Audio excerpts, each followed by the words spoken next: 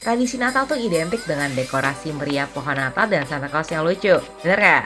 Orang-orang ini bakal ngetuk pintu-pintu rumah buat melakukan pertunjukan, menyanyi, dan bertukar pantun. Festival ini juga menyimbolkan kebahagiaan, harapan, dan juga kesatuan.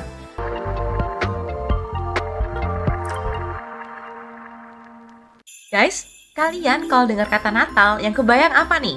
Santa Claus kah? Pohon Natal beserta ornamennya kah? Atau mungkin kado nih? Menurut kamu, kalau di Indonesia tiap pohon Natal, ciri khasnya apa? Lagu All I Want for Christmas isinya Mariah Carey keputar terus ya? Anyway, Mbak Em mau share sedikit nih soal tradisi Natal di berbagai negara yang menurut Mbak Em ini lumayan unik.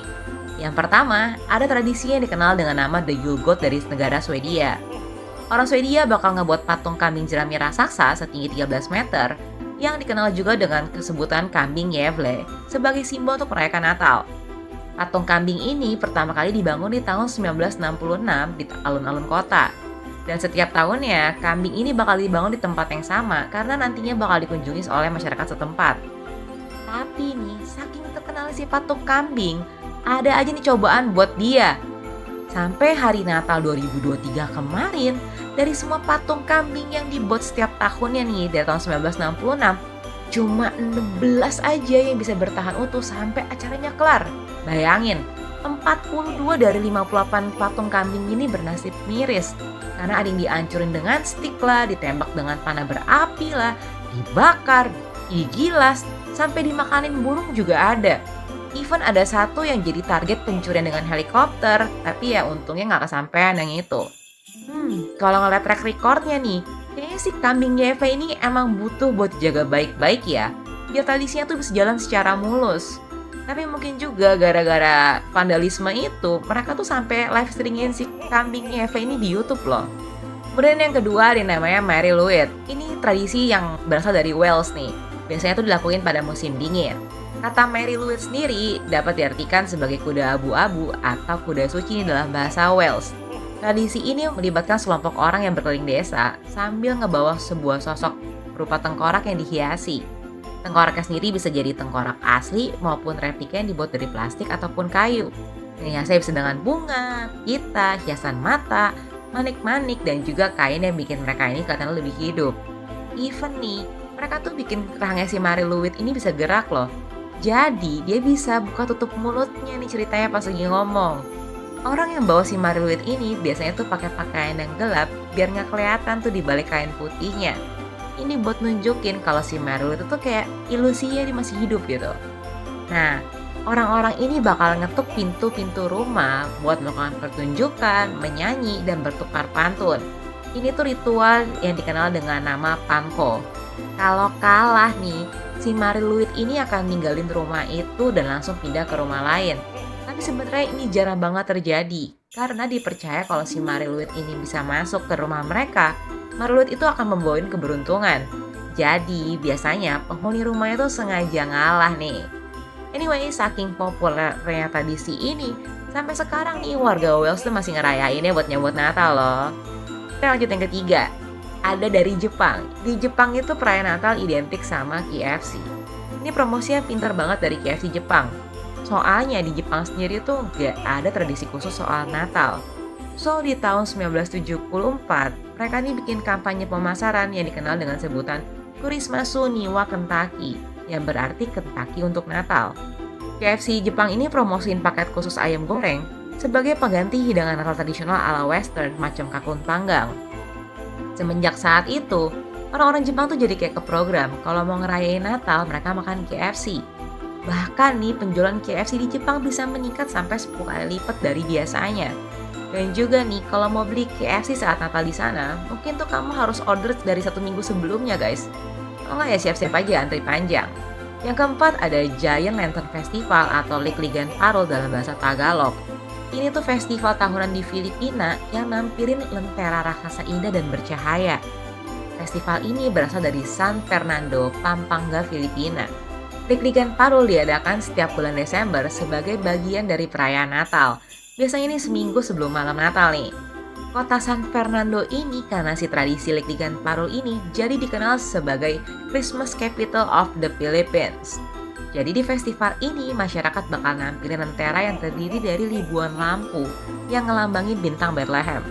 Festival ini juga menyimbolkan kebahagiaan, harapan, dan juga kesatuan. Karena keluarga dan teman-teman bakalan ngumpul bersama buat nyaksiin lentera raksasa ini. So, bisa dibilang Liligan Paru ini merupakan festival yang jadi simbol penting dari tradisi Natal unik dan khas di Filipina. Yang kelima, di Italia nih, ada tradisi yang bernama La Befana. Uniknya, walaupun merupakan bagian dari perayaan Natal, La Befana itu dilakuinnya setiap tanggal 6 Januari. Tradisi ini mengacu pada sosok legendaris La Befana yang merupakan penyihir baik hati yang suka memberikan hadiah kepada anak-anak yang baik dan batu arang kepada anak-anak yang nakal. So, anak-anak di sana akan ngegantungin kaos kaki di tanggal 5 Januarinya biar bisa diisiin hadiah nih sama si La Befana. Biasanya nih, kalau anak-anaknya baik akan diisikan coklat atau mungkin mainan. Kalau anak-anaknya nakal, diisinya sih bukan batu arang beneran, tapi permen yang mirip dengan arang hitam.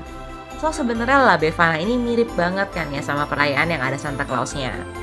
Cuma di tanggal 6 Januari sendiri nih, banyak banget sosok orang dewasa maupun anak-anak yang berpakaian seperti La Befana. Jadi sebenarnya keren juga nih sosok si La Befana. Jadi simbol dari kehangatan, kemurahan hati, dan juga kebersamaan di Italia. Nah, nextnya yang ke-6 nih. Tradisi yang gak kalah unik dari Republik Ceko. Setiap tanggal 24 Desember, wanita lajang di Republik Ceko ini bakal ngelemparin sepatu. Ini tuh jadi momen buat prediksi keberuntungan percintaan mereka. So, para wanita lajang ini akan berdiri membelakangi pintu masuk rumahnya, terus megang satu sepatu dan mereka bakal lempar tuh sepatu ngelewatin bahunya mereka. Kalau ujung sepatunya tuh menghadap pintu rumahnya, itu jadi pertanda kalau mereka tuh akan nikah dalam waktu 1 tahun ke depan. Tapi kalau enggak ya mereka akan tetap ngelajang nih selama setahun ke depan. Menarik kan ya?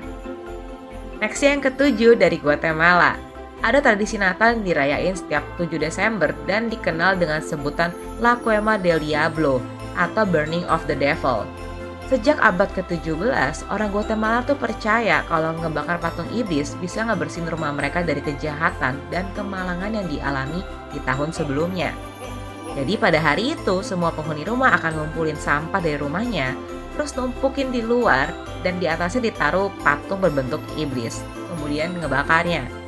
Ini jadi kayak semacam simbolisasi buat pembersihan spiritual jiwa dan rumah dari pengaruh jahat, udah gitu ngancurin kejahatan dan kegelapan, buat berikan jalan untuk kedamaian dan kebaikan, serta mencerminkan harapan untuk awal yang baru dan kehidupan yang lebih baik di tahun yang akan datang. Last but not least nih, dari Austria, ada perayaan Parade Krampus yang dilakukan pada tanggal 5 Desember. Kalau umumnya nih, tradisi Natal tuh identik dengan dekorasi meriah pohon Natal dan Santa Claus yang lucu, bener gak? Tapi ternyata di Austria ini bisa dibilang tradisinya lebih sedikit unik dan agak sedikit serem. Soalnya nih, kalau di tempat lain kan biasanya anak-anak mau anak yang baik, mau yang nakal, dia Santa Claus nih yang nongol. Tapi kalau di Austria, kalau anaknya nakal nih, dia tuh bakal takut-takutin sama si Krampus. Soalnya ceritanya nih, si Krampus tuh dibilang mereka tuh bisa ngehukum anak-anak nakal dan bawa anak-anak nakal itu ke underworld dan bikin mereka nggak bisa balik lagi. Krampus sendiri digambarin dengan bentuknya menyerupai setengah iblis setengah kambing dengan tanduk dan bulu yang lebat. Nah, untuk parade Krampusnya ini sendiri, puluhan pria bakalan berpakaian seperti Krampus dan berkeliling nih. Mereka bakalan jalan sambil ngegoyangin rantai, ngebunyiin lonceng besar, dan mengeluarkan suara geraman yang menakutkan. Terus mereka bakalan sengaja deketin penonton, terutama anak-anak, buat pura-pura ngejar atau ngancam mereka dengan cambuk atau tongkat rotan. Gimana? Menarik kan ya ternyata perayaan Natal dari berbagai negara lain? Kalau menurut kalian, mana nih yang paling menarik atau unik? Share coba pendapat kamu di kolom komentar ya. Anyway, kalau kamu juga ada request buat Mbak Em bawain topik tertentu, share juga di komentar. Atau kamu juga bisa reach out Mbak Em di sosmed Mbak Em yang lain. Dan tentunya, thank you udah nonton video ini dari awal sampai akhir. Jangan lupa buat like, subscribe, dan share video ini ke teman-teman kamu ya. Mbak Em dan Michi, pamit dulu. See you di video 1 Fakta Sejuta Cerita berikutnya. Bye!